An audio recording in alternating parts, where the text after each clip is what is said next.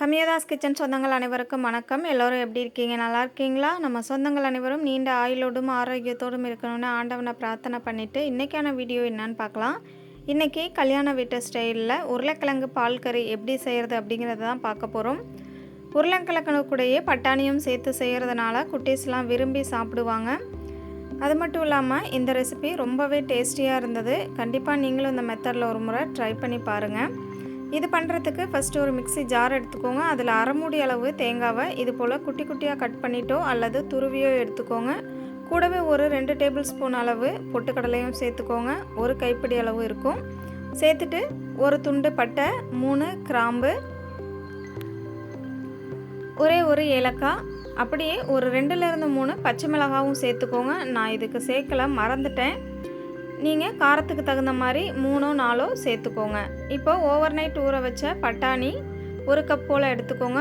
ஒரு 2 உருளைக்கிழங்கு நான் பெரிய சைஸாக எடுத்திருக்கேன், அதையும் சேர்த்து நல்லா 4-5 விசில் விட்டு வேக வச்சு எடுத்துக்கோங்க. தோலெல்லாம் நீக்கிட்டு உருளைக்கிழங்கு அந்த மாதிரி நல்லா உடச்சி விட்டு வச்சுக்கோங்க.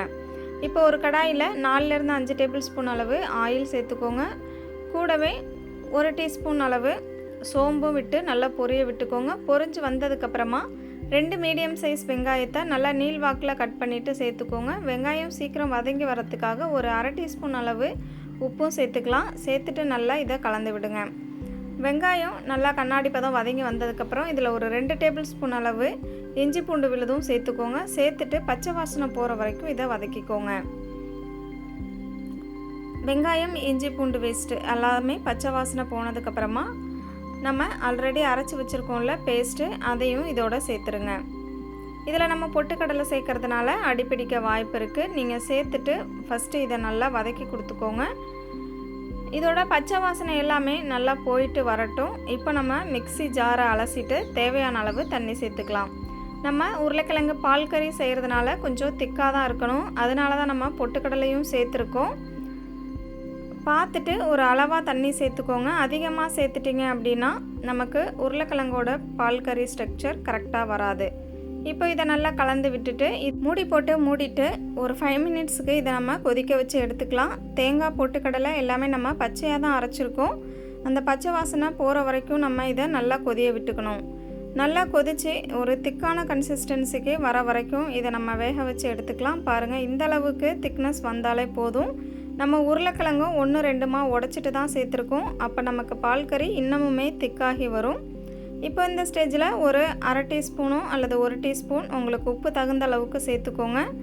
நம்ம உருளைக்கிழங்கு பட்டாணி வேக வைக்கும் போது நான் உப்பு சேர்க்கலை.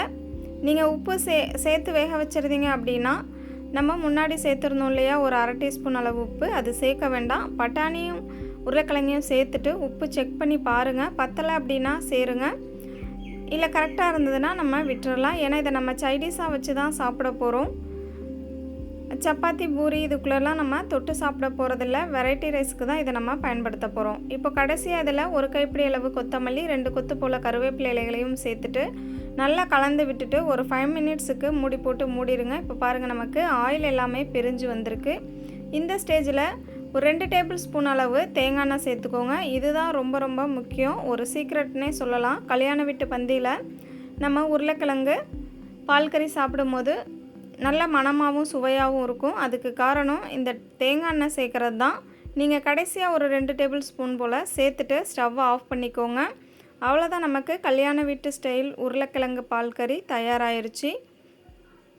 வெரைட்டி ரைஸ், புலாவ், வெஜிடபிள் சாதம் இது எல்லாத்துக்குமே நம்ம சைடிஷாக இதை பயன்படுத்தலாம். ரொம்பவே டேஸ்டியாக இருக்கும்.